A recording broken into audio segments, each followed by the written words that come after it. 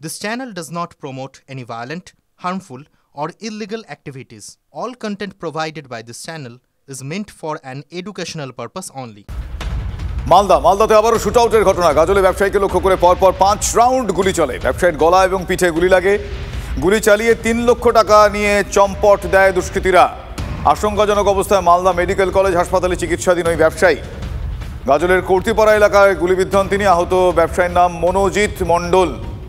আমার সহকর্মী সুব্রত সেই মুহূর্তে রয়েছেন আমাদের সঙ্গে টেলিফোন লাইনে। সুব্রত, আমি জানতে চাইবো যে এই ঘটনায় যে ব্যবসায়ীকে গুলি করা হয়েছে, এই ঘটনায় এখনো পর্যন্ত কাউকে আটক গ্রেফতার কিছু করা গিয়েছে এবং যে ব্যবসায়ী গুলিবিদ্ধ হয়েছেন উনি কেমন আছেন এখন? দেখো, ব্যবসায়ী গুরুতর আহত মনোজিৎ মণ্ডল, তিনি মালদা মেডিকেল কলেজ হাসপাতালে এখন চিকিৎসাধীন। তার এখনো পর্যন্ত একটা গুলি তার শরীরে রয়েছে এবং সেটা অস্ত্রোপচার করে বার করার চেষ্টা করা হচ্ছে, আর একটা বের করে দেওয়া হয়েছে। 2 নম্বর কথা হচ্ছে, যে ঘটনাটা ঘটেছে সেটা কিন্তু গাজলে, ওনার বাড়ি হচ্ছে দক্ষিণ দিনাজপুরের বুনিয়াদপুরে, এবং তিনি গাজলে আসেন সবজি বিক্রি করেন এবং প্রচুর সবজি এবং নিজের গাড়ি নিয়ে, এবং সেখান থেকে টাকা কালেকশন করে তিনি আবার ফেরত যান। এটা তো নিয়মিত ঘটনা। এবং সেখানেই যখন যাওয়ার পথে মালদার গাজল থেকে তিনি যখন দক্ষিণ দিনাজপুর নিজের বাড়ির উদ্দেশ্যে দিকে যাচ্ছিলেন, তখনই রাস্তায় তার উপর হামলা হয় এবং যেটা অভিযোগ যে পরপর 5 রাউন্ড গুলি চালানো হয় এবং তার মধ্যে 2টি গুলি তার শরীরে লাগে। এখন বিষয়টা হচ্ছে যে এলাকায় ঘটনাটা হয়েছে সেটা গাজল এবং দক্ষিণ দিনাজপুরের বংশীহারি থানার ঠিক মাঝামাঝি জায়গায়। বুঝতে পেরেছি। বারবার তাহলে মালদায় এই ধরনের ঘটনা আরো একবার প্রশ্ন উঠছে। আপাতত তোমায় ধন্যবাদ সুব্রত, সে খবরের আপডেট তোমার থেকে অবশ্যই নেব। একের পর এক, যেটা বলছিলাম আপনাদের, একের পর এক গুলিকাণ্ড। বারবার মালদার নাম চর্চায় চলে আসছে। ইংরেজ বাজারেই জেলার তৃণমূল নেতা দুলাল সরকারকে, আপনাদের নিশ্চয়ই মনে আছে, ঝাঁঝরা করে দেওয়া হয়েছিল। সেই ছবি প্রকাশ্যে আসে। এই জেলাতেই ভলিবল টুর্নামেন্টের উদ্বোধনের সেই ছবি আপনারা দেখছেন, নিশ্চয়ই মনে আছে আপনাদের। সেখানে শূন্যে গুলি চালিয়ে দাপট দেখা গিয়েছে শাসক দলের নেতাদের। আমরা পরপর সেই ছবিগুলো দেখাচ্ছি। এই যে গুলিরাজ মালদা, এই যে আলাদা আলাদা ছবিগুলো দেখছেন, দুলাল সরকারকে খুন, কালিয়াচক টুর্নামেন্ট উদ্বোধনে গুলি, তৃণমূল নেতাকে গুলি, যুবককে গুলি।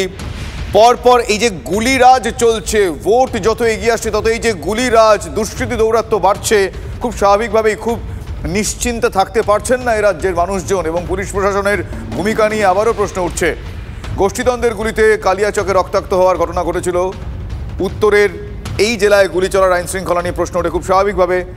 এবার যে প্রশ্নটা আরও বেশি প্রমিনেন্ট হচ্ছে তা হচ্ছে, মালদা কি অপরাধীদের মুক্তাঞ্চল হয়ে উঠছে? বারবার মালদায় এই ধরনের ঘটনা কিন্তু এই প্রশ্নগুলো প্রকট করছে।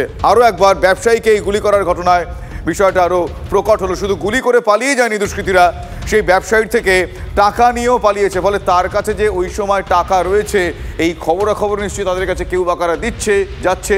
অবশ্যই গোটা বিষয়টা নিয়ে এই মুহূর্তে পুলিশ তদন্ত করছে। পুলিশ দুষ্কৃতীদের খোঁজার চেষ্টা করছে, যদিও এখনো পর্যন্ত কাউকেই তারা পাকড়াও করতে পারেনি। গুলিকাণ্ড মালদার কথা বলছিলাম, দক্ষিণ দিনাজপুর, সেখানে বংশীহারি বলে একটি এলাকা, সেখানেও গুলি চলেছে। সবজি ব্যবসায়ীকে এবার লক্ষ্য করে এলোপাথাড়ি গুলি চালানো হয়েছে। আহত ব্যবসায়ী, এই ব্যবসায়ীর নামও মনোজিৎ সরকার।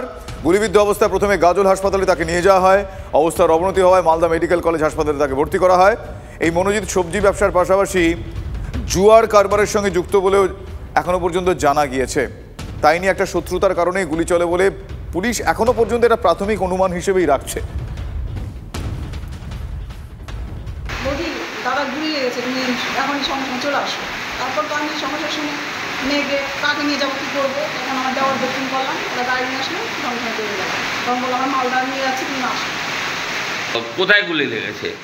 একটা এখানে লেগেছে, এখানটা বেড়ে গেছে, আর একটা পিঠে।